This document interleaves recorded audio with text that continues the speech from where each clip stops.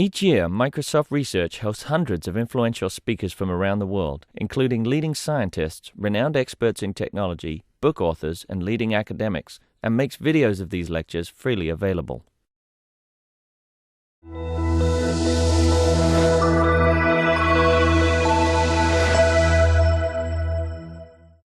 you very much. It is delightful to be here on a sunny day. I always feel like I need to offer people cash rewards for coming out to a darkened room to hear a long and surely boring lecture.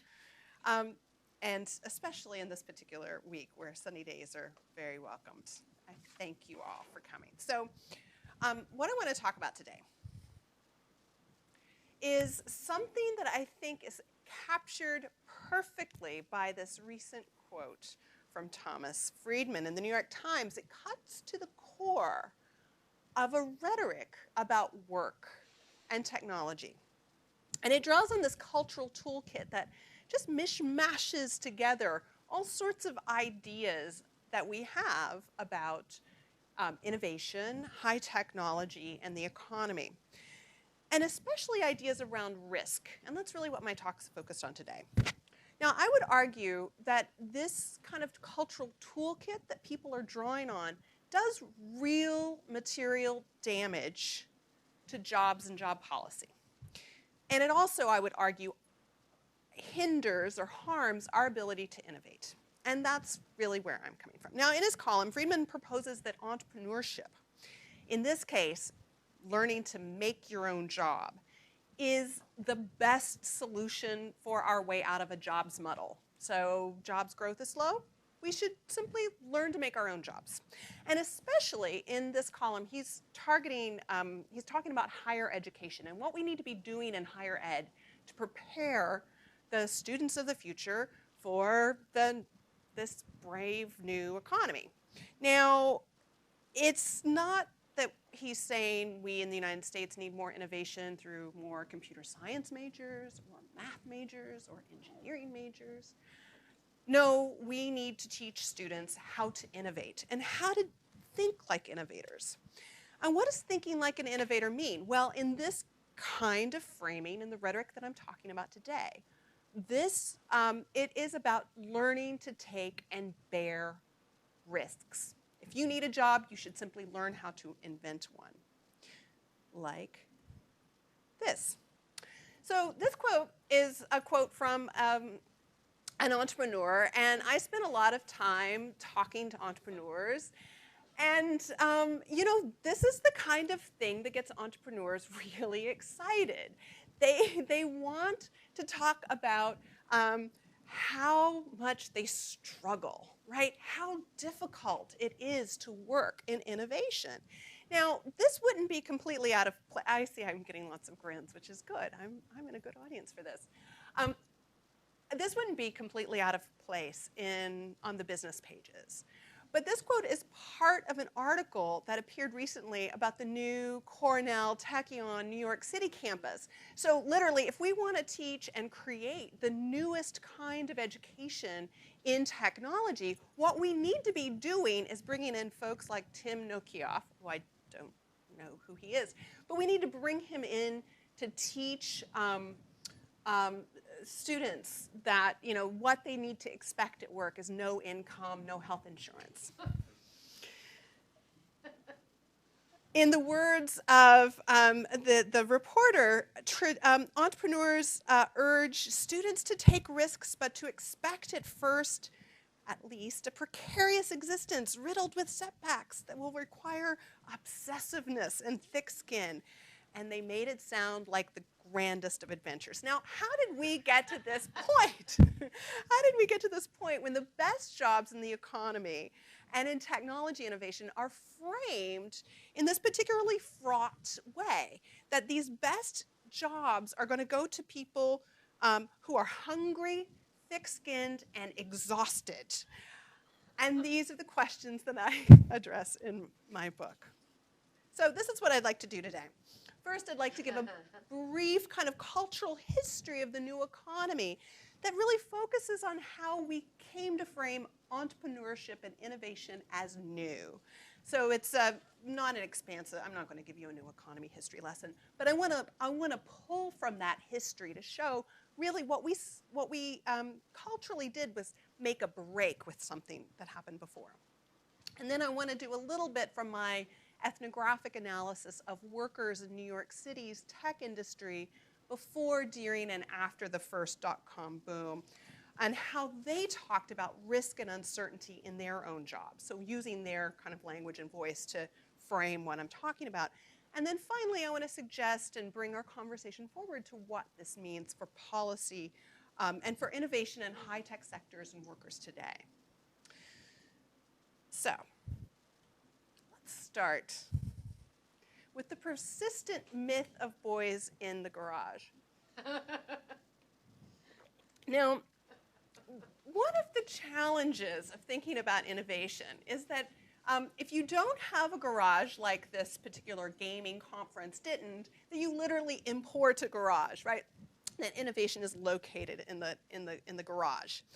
And this myth of the garage and what it represents of a outsider, sole or small team entrepreneur, tech entrepreneur, this myth is particularly strong in technology innovation. Tom Streeter has called it a romantic myth. And by romantic, Streeter means, like Eric Raymond would say, free as in freedom, not free as in beer. Streeter would say free as in, romantic as in Henry David Thoreau, not romantic as in kisses or roses. And by this he means this myth of the entrepreneur, this myth of the tech visionary, is one that is a struggle for individual self-worth and meaning and an outward expression of inner reality. That's kind of what we mean by romantic in this literary sense. In other words, dream big, but be yourself. That's fundamentally a romantic notion. Two of Apple's founders, Steve Jobs and Steve Wozniak, they fit this myth of the romantic outsider, right? They were hobbyists, they were outside, even though they were working within industry. The idea that they created Apple, in the garage is a persistent myth. However, Wozniak has called Mike Markula, the third founder, who often gets written out of this history, as the most important of the three. How many of you knew that Apple had three founders? Yeah, Apple had three founders. One of the reasons we don't know that is in the decade of Apple's first decade as a company, there were over 900 articles written about Steve Jobs, about 500 articles written about Steve Wozniak, and 87 mentions in all of those articles of the third founder, Mike Markula. Now, there are lots of things that he did. Basically, it is argued by those who have studied the company that the company wouldn't have moved and positioned itself without this seasoned Silicon Valley insider there at the very beginning of the transition from creation to company. And that the company would have stayed, at least for a while, in the realm of hobbyists rather than becoming one of the big boys. So it's this myth of the boy wonder who's out in his garage is quite persistent, and it contains in it a rhetoric about innovation and risk-taking.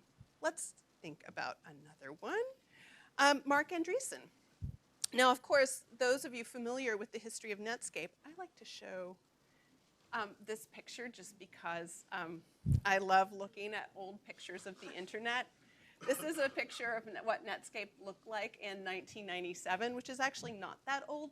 I mean, there's older pictures of Netscape, but I love that there's 200 leading companies have chosen Netscape in this picture. So Netscape, as you all probably know, was the first commercially available graphical browser for the internet, and it was released in 1994. It was developed by several folks. One of the most visible ones was someone who was working as a work-study student at the National Center for Supercomputing Applications at the University of Illinois, Mark Andreessen. But again, how few people connect how quickly and how early on and how central the role of Jem Clark, a serial entrepreneur who had already successfully built and sold Silicon Graphics, which at that point had already brought us Jurassic Park. He put in $3 million of his own funding, and that was leveraged by venture capital very early on. By the end of 1995, Netscape had one of the most successful initial stock offerings up until that point. It was a just over a $1 billion offering, and the company's market value doubled in one day. This is historic in a market sense as well, right? Not just because it's in essence, the first .com stock was Netscape. Now, compare the release of Netscape in 1994 to another event in 1994. In the through the 1980s, IBM stood as a paragon of high-tech, large company growth. It was the Colossus that works. This is a Time magazine cover from 1993. It was one of the world's largest corporations at the time. It had revenues of over $64 billion, and it commanded fully a third of the worldwide computer market. But in a decade, it became a symbol of slow sloth in a big company.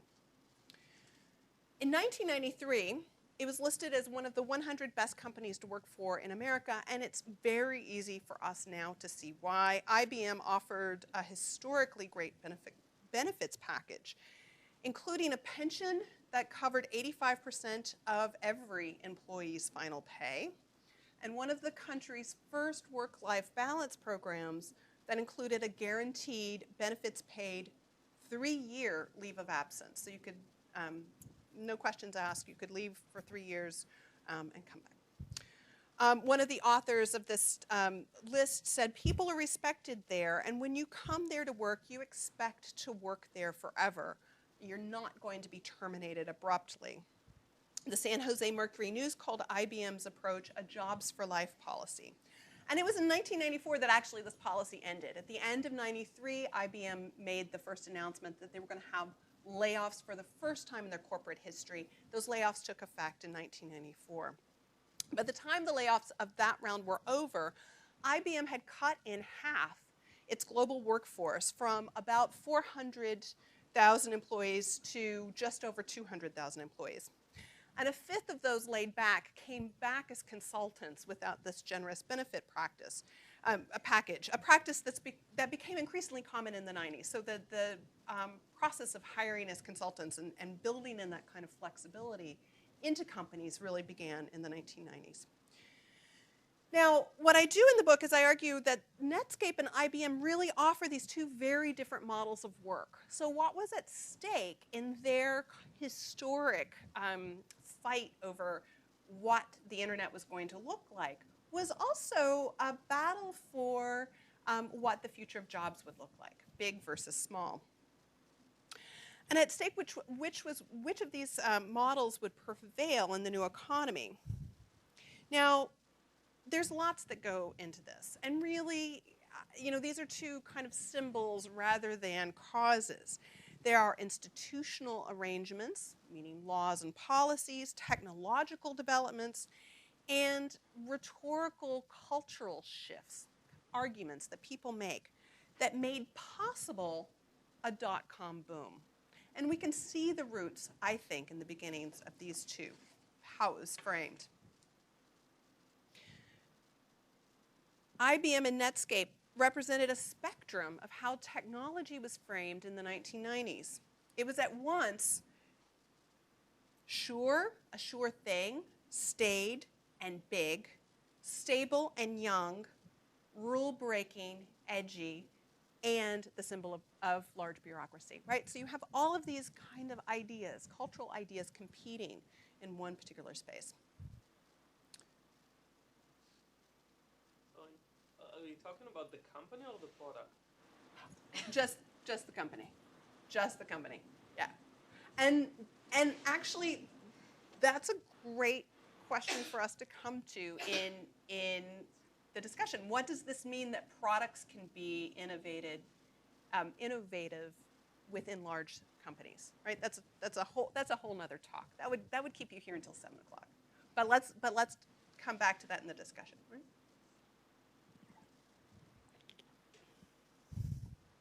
So entrepreneurship in technology was not always a given. In 1995, business writer Peter Drucker worried that the safety and bureaucracy were being favored over innovation. He said that people will not take jobs, even high-tech people, he said, will not take jobs in new, risky, high-tech ventures. They prefer the security of a job in a large, established, safe company or in a government agency.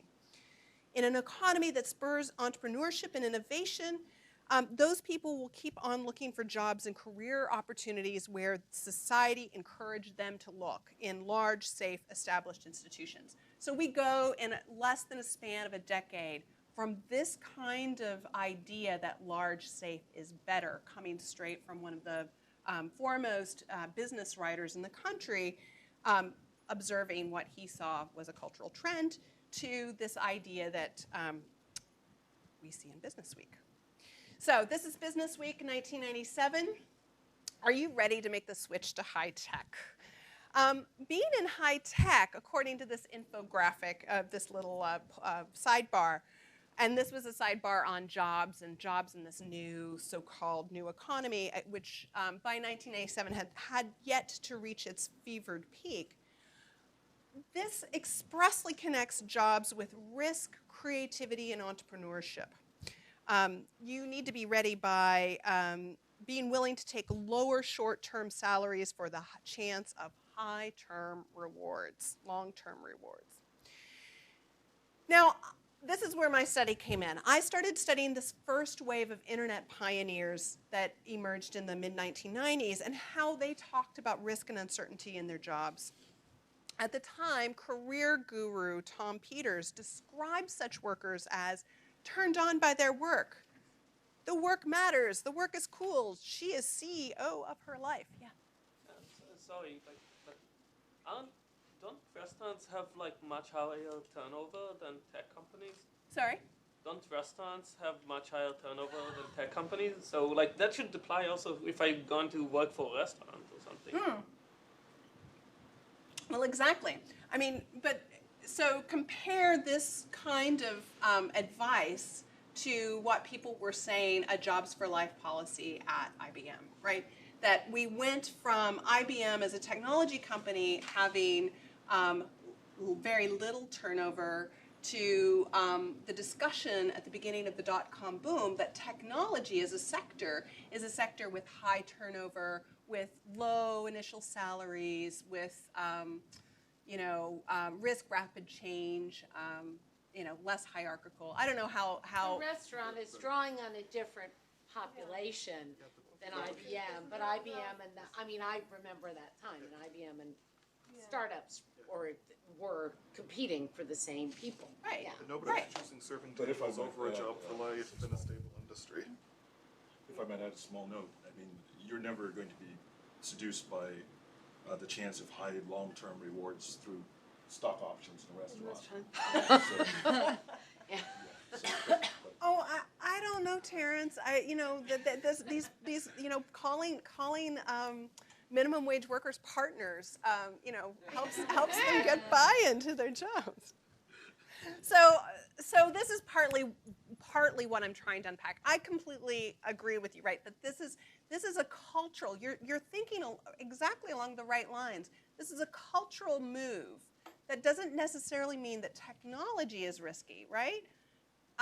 There's something else going on that that I thought was interesting to unpack. What I argue is it's that these concepts manifest a changing cultural relationship to work, in which freedom, choice, and brain collectively point towards an individuated experience of structural economic forces. And what I mean by that is that we started to see collective social phenomenon through very individual lenses and very individual eyes. Let me tell you where I studied this. So this is who I studied and why. I wanted, there's a few good reasons that New York's growing and new media industry, and by that really new internet content companies, were a great place to look for this. One was there were really few institutional supports for this growing industry. It was a very bootstrapped, small company industry. What was happening on the West Coast and happened in the emergence of the companies around Silicon Valley had very different kinds of institutions. They had very different kinds of social networks, very different kinds of funding and funders. There were mainly a cohort of young workers in this industry that I studied. And these were workers coming relatively early in their careers so that their expectations of what jobs weren't necessarily formed by a long career history. So they had really interesting things to say, I argue in the book. And finally, it was an intersection of technology and something else. That, in other words, what was in this industry was a notion that what was being made was not just hardware or software, right? You know, those folks in Silicon Valley, they just make machines, you know, pooey to them. You know, we're the ones actually using those machines to write the great works of literature. Or in the words of Jason Calacanis, who was an industry proponent and still quite around for those of you who follow social media entrepreneurs, would you rather have made the camera that shot Citizen Kane or make Citizen Kane, right? And so this is a rhetorical move that New York City technology industry made, right? We are the artists, we are the creators, whatever those silly folks are doing on the West Coast, poo-poo, I mean, their words, not mine, they're just technologists, right? We're something more. So now here's the puzzle. Well, that's not the puzzle. Many of those I interviewed for this project really articulated some degree of ownership in the companies where they work. So unlike fast food restaurant workers, they really felt like they were building and part of building something. And yet, by 1999, in the height of the stock market boom for .com stocks, 40% of people in the New York industry had some form of equity share in their companies. So, you know, on the one hand, this was people saying, I feel a sense of ownership. On another, most people didn't have any real equity or chance of equity in their companies. So were they really bad at making risk-reward calculations? Are they, you know, walking around like Homer Simpson saying, well, if I take the rewards, I should take the risks? I noticed that they talked about, I'll come back to what I did. So what did I do? I spent a lot of time hanging out with people over a pretty deep period of time from 1996 to 2002. Initial interviews were really long, and I interviewed people multiple times over that period. I also spent a lot of time going out to .com parties, not a strategy that I would recommend to people while they're in graduate school. I got good at going to parties. And then I spent a lot of time in the archives as they exist. So the historical record of this period is particularly fragile, and I'd love to talk to you about that. And I did some fun social network analysis of 9,000 people at 1,000 different events over time. We can talk about that too. So what did they do? Well, I noticed three kind of broad sets of discourses, ways that people thought about risk in their jobs. And they really are summed up in kind of three kind of mottos. Now, people would use, I coded these from the interview data, so people would say them in their own words. But really, there was a way of saying, hey, this is a chance to make a lot of money. You should take a chance. Another strategy was, well, I'm not really doing anything else. I've got nothing to lose. I am, getting to make cool stuff in a growing industry, and I have a great job that lets me continue doing that, and it sure beats, the temp work that I was doing for magazines. The third kind of strategy was a strategy that said, I really am smarter than this industry and I'm smarter than the market, and I'm going to figure out how to keep myself safe. And I coded these kind of three strategies into what I term financial, creative, and actuarial. And they really do cohere pretty well across the interviews, right? So I went in thinking that I would find a lot of people talking about being attracted to working in small, risky startups because they wanted to make a lot of money. And really, that was only about a third of the people I interviewed. 2/3, not split equally, were this kind of notion of a creative worker, someone who really wanted to make and was attached to create to products. And then someone who was attached to or wanted to balance risks across working a career within the industry. So what was at risk and how they talked about risk in each of these scenarios and each of these strategies really depended on what their orientation was. So for example, to give you a concrete example, a financial strategy from someone, a respondent in the book was, I hope to make it, if I pick the right company, I'll be able to retire early. My dad is retired, he plays golf. I don't want to play golf, but it should be nice to retire early, right? So the whole idea of work is if you pick the right company and you go for it and the company pays off, then you never have to work again. The creative strategy was one of the great respondents that I discuss at length in the book is a woman who actually built her own website, a zine product that got bought by a major media company. And she said, the risk for us was the company could buy it and make it suck. And she fought, so the pinnacle was that she became known as the woman who made this thing. And this thing, when I say major media company, there was a television show involved, a magazine involved. I mean, it was a multimedia product. And after the crash, she and her creative partner spent quite a bit of time acquiring this product back because they did not want it to suck, right? They would rather go dormant than see it find a life as a corporate shill product, whatever it was. And then finally, the actuarial approach was summed up by a guy who, in another paper I described, tried to get me to smoke pot with him in the middle of the afternoon, and that's one of the disadvantages of doing ethnographic work with the unemployed.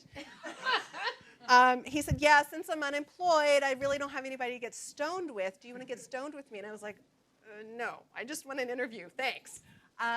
But he said, all of these people who went into the dot-coms thinking that they were going to be dot-com millionaires were just naive. Of course, unlike him, who was sitting there at 2 in the afternoon with nothing else better to do than interviews and smoking pot. So actually the investment was about 20, financial strategy was about 25%, creative was 40, actuarial was about 45, and then these are their relative entry into the field and their exits. So taken together, yeah. Do they go to different companies? Yeah, that's a great question. Did they go to different companies? Yes, they all worked together, which is to say, you couldn't predict a particular kind of company would have just one kind, and you couldn't predict based on jobs. So I interviewed creative directors who fell into this kind of actuarial approach, right? So I interviewed people who were creative types, but they really were trying to problem solve the problem of risk. And then I met artists, fine artists, who actually had this very investment-oriented approach to their careers. So I don't know if this will be later, so I guess you followed them for a bunch of years. Did you see whether they tended to achieve their goals, whether the people, so. That's great. I have follow-up data on 12 of the 54. So some of the folks I interviewed towards the end, right? So I didn't start interviewing them in the beginning. And I'm happy at the end of the talk to talk about a little bit about those 12. I'm hesitant to say it worked, it didn't work, right? What I was much more interested in the study is taking how people were thinking about risk and seeing what we can make of that, rather than saying, well, actually, all the folks who did actuarial approaches to risk came out better in their careers. Does that make sense? Okay. So why do, that actually leads me to a great question. Why do all of this work? Now, I argue, obviously, this comparison of strategies actually leads us to very different very different political implications, right?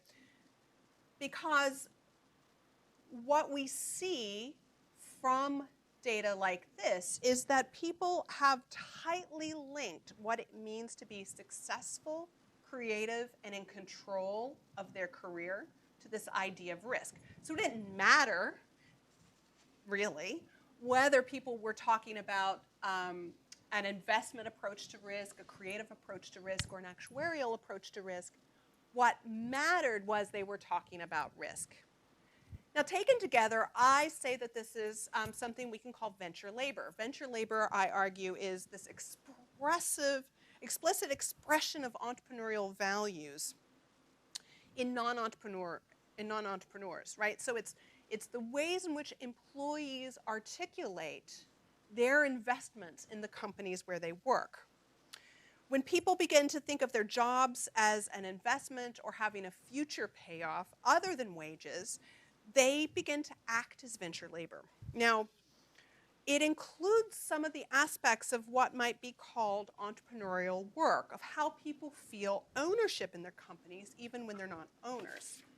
Of course, the term is a play on venture capital, and I chose the term deliberately to invoke what startups need. They need people to buy in, to help do the work. So people invest their beliefs in companies, and they invest in many other ways. They can invest through employee retirement funds, agreements to defer some or part or all of compensation in exchange for options to buy stock in the future. They can invest time. As I saw within the early internet industry, people were investing time to build their own social networks as both a hedge against future possible downturns or losing a particular job, but in the process also created what Annalise Saxenian has called a regional economy. In the process also created these networks that helped ideas and information flow through a new industry. So that becomes a resource for companies to draw on as well. Skill, in some cases, can be what economists call a specific investment. People can learn to update their skills or act as consultants, bringing in skills that are very particular to a company or industry.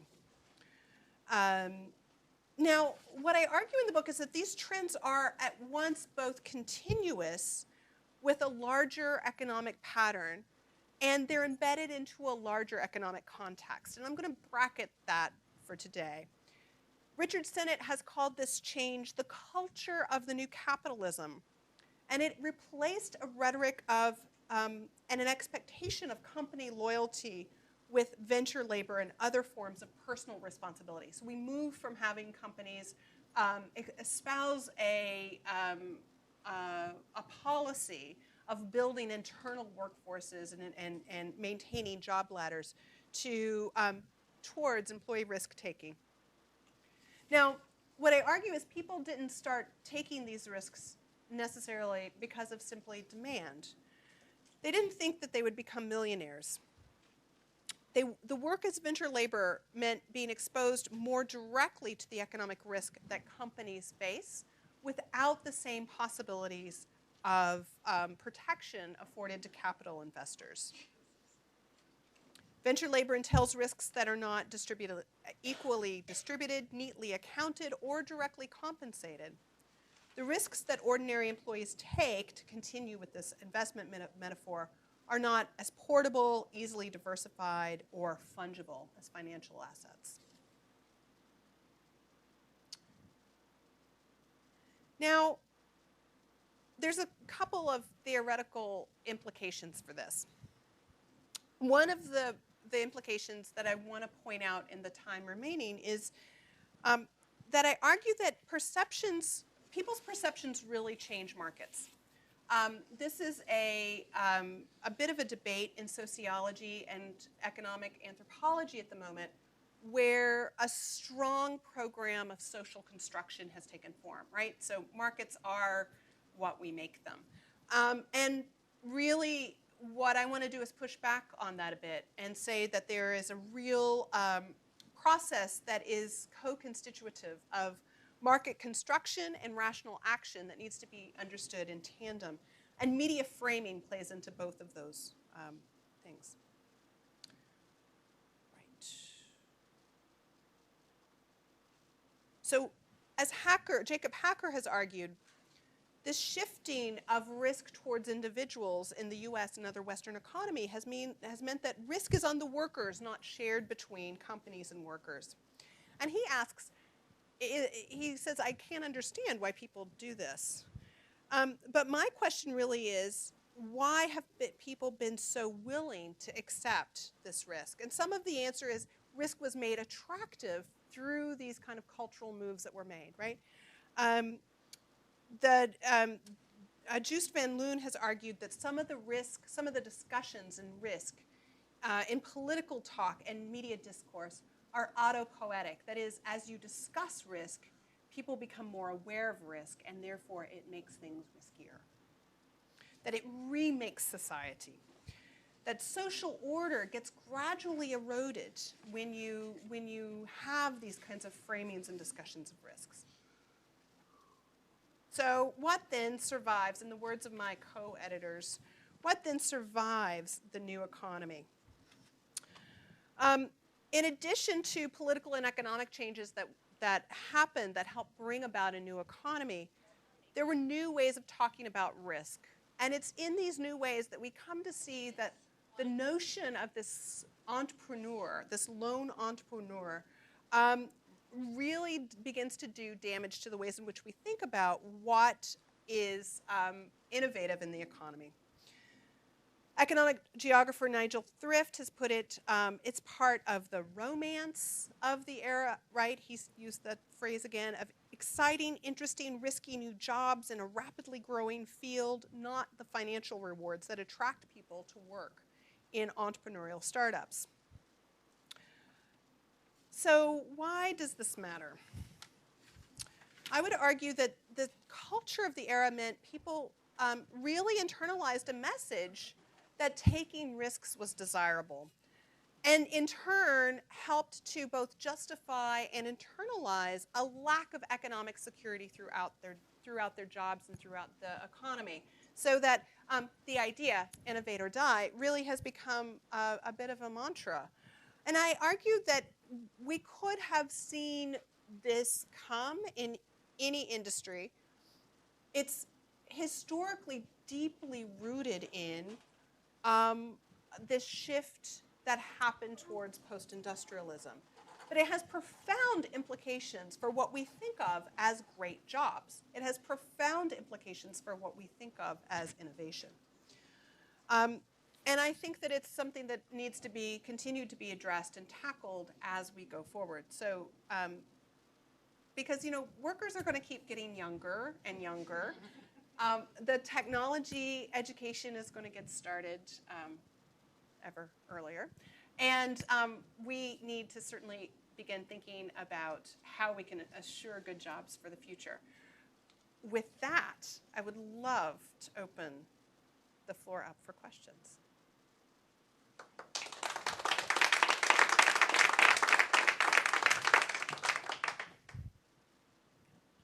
So really interesting stuff. And one of the things I always wonder about in our analysis of the problems, the pressures of capitalism, right, and neoliberalism, and people are getting tricked into these risky jobs and trading for the excitement of the entrepreneurial world for, no health insurance and no salary and overwork and not being paid for overtime and all of that. And yet I often come back to the question of,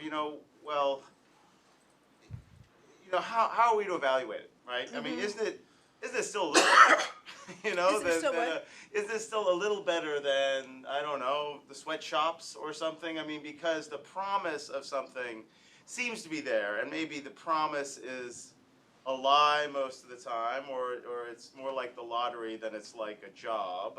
I guess there's that. But that's why I always, I read, I don't know, reviewing papers that are always criticizing neoliberalism, and I agree, it's a problem, but how do we go to the next place? I guess that's my question. That's a great thing. How do we go to the next place? Okay, I'll tell you how we don't go to the next place.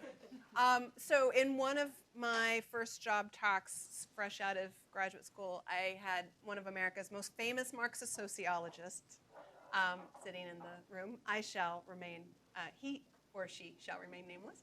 And he or she said to me, "Isn't this just false consciousness?"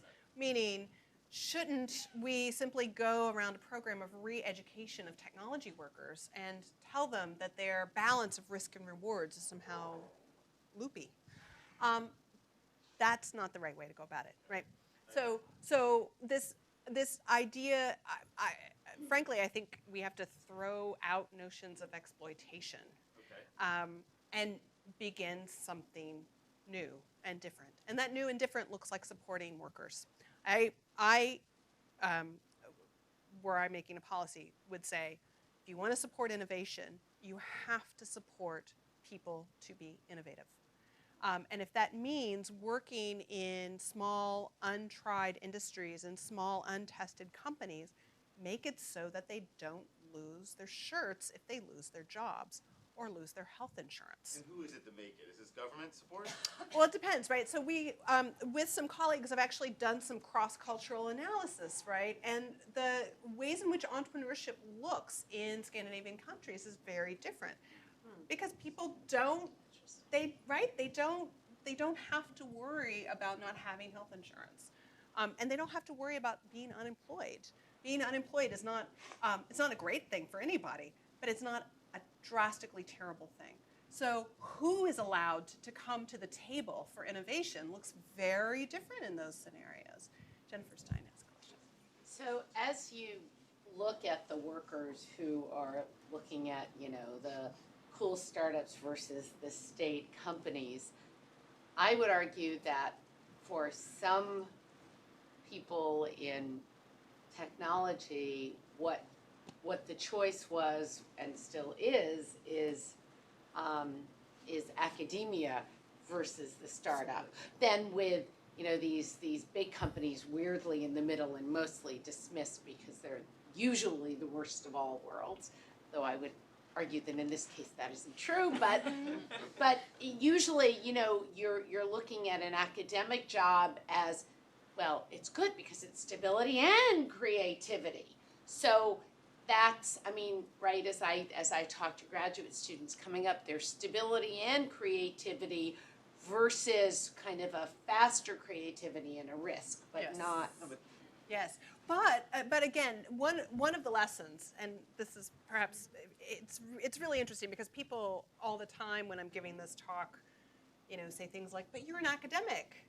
Isn't that one of the safest jobs ever?" To which, anyone who has seen post-tenure is one of the safest jobs ever. And those jobs are getting, in some fields, getting fewer and farther between. Right. What's interesting is to think about ecologies where that looks different, right? So joining a startup in Silicon Valley where fully, and I always get the number wrong, but I want to say something like 30% in San Mateo County work in technology.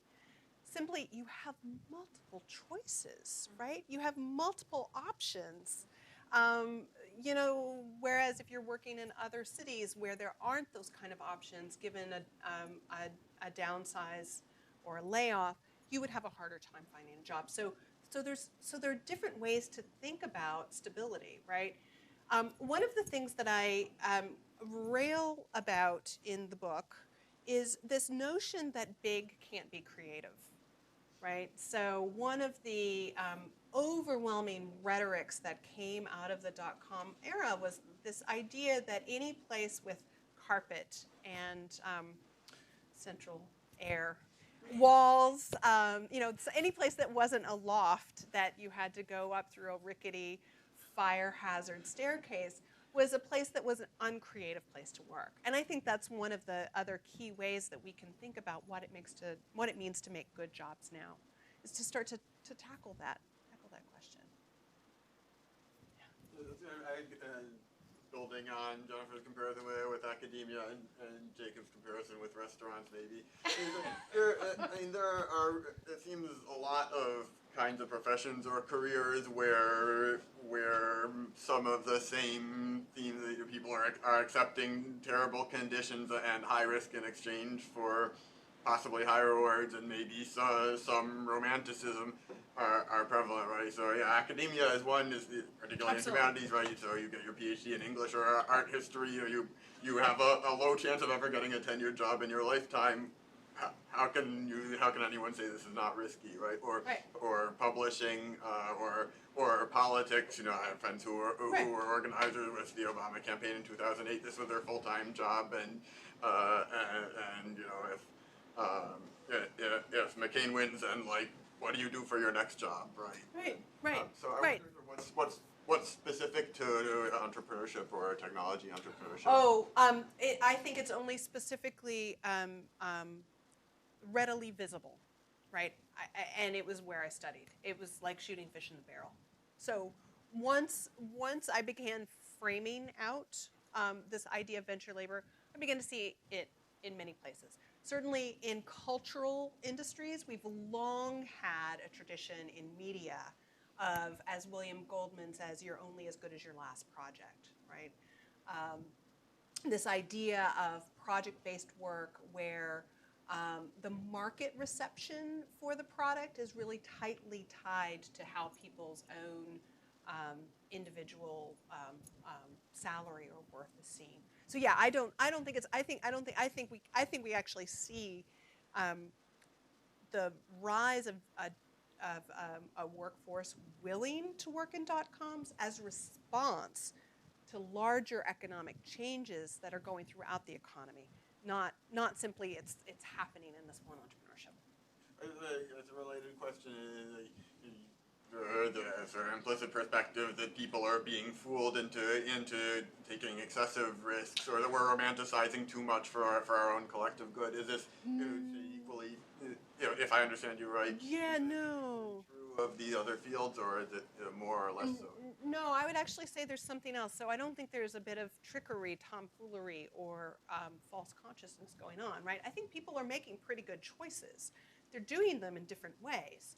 But these are, let's be honest. In the recession of the mid-1990s, when the first wave of dot-com pioneers in New York City were building these companies, they really were inventing their own jobs. I mean, they were underemployed. They were underemployed creative folks. So did the fact that they might be unemployed in 6 months seem like a big risk? It seemed like not a risk at all.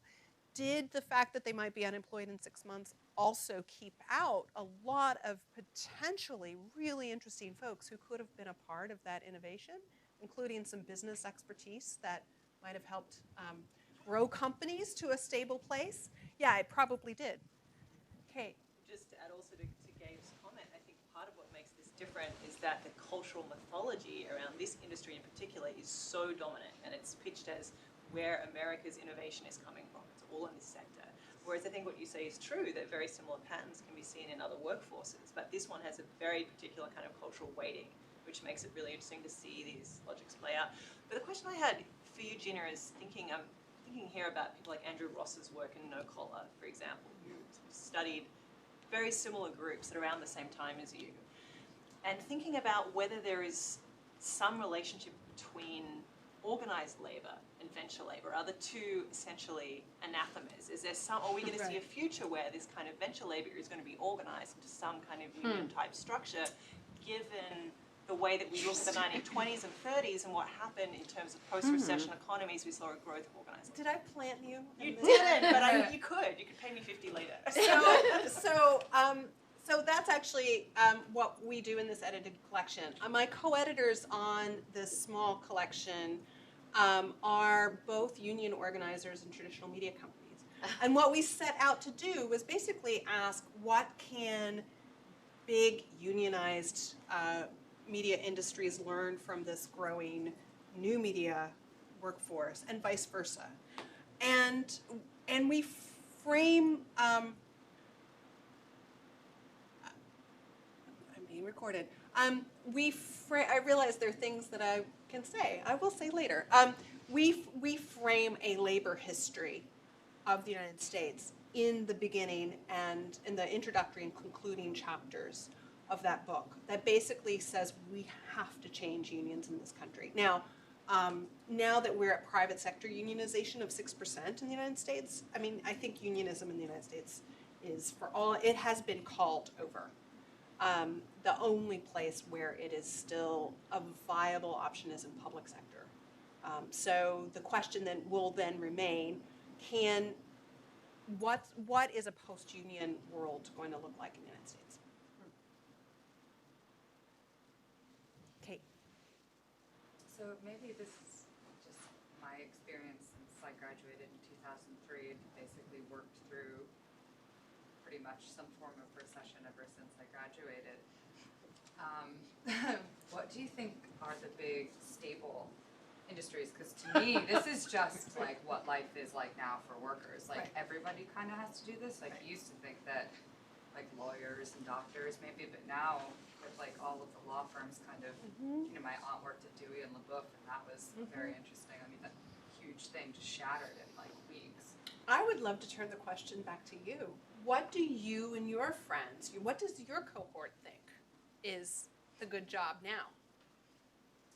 Of course, Microsoft. Of course, Microsoft Research. So this is interesting because my labor history is in advertising and creative industries, right? So I mean, I guess I mean, this is the thing, because I've been thinking about this, and for me, even like, you know, a relatively late entrant into the academia career path, I mean, that doesn't even seem stable to me, you know, like that doesn't, I'm not like, oh yay, I'm heading into, you know, I've talked with my friends about this. I mean, the company man just doesn't really exist anymore, I think, for anybody. And so I don't know. I mean, maybe being a doctor, but even that is incredibly difficult, especially if you're going into private practice. And even doctors now would argue. Yeah, I mean, I think this is part of what is part of what I'm trying to do in the book, is to say that these larger economic shifts have happened, and yet what I saw in this cohort of young workers was a way in which they talked about risk and uncertainty as their own problem, as something they needed to figure out. They needed to find the right jobs. They needed to they needed to find the surefire product that would make their career. They needed to find the, you know, the company that was going to hit it big. I think that's tied to larger American discourses in general, sort of the whole Horatio Alger story, self-sufficiency and all of that, because I mean, I certainly feel like my career is my responsibility, because ultimately, even if it is a societal problem, like I still have to feed myself, pay my rent, so like ultimately. But if you were 20 years older, Horatio Alger would still have happened, but that wouldn't be what you were hearing about. Yeah. You would have heard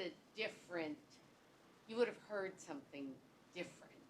You would have heard or 40 years older. Or 40 years, certainly. Or 40 years. You would have heard something totally different. So The Graduate, right? Yeah. You know, a young college graduate struggling to figure out how to be self-actualized. Plastics. Go into plastics. That's the future. We're getting close to out of time, but I have seen a couple of hands. Kate?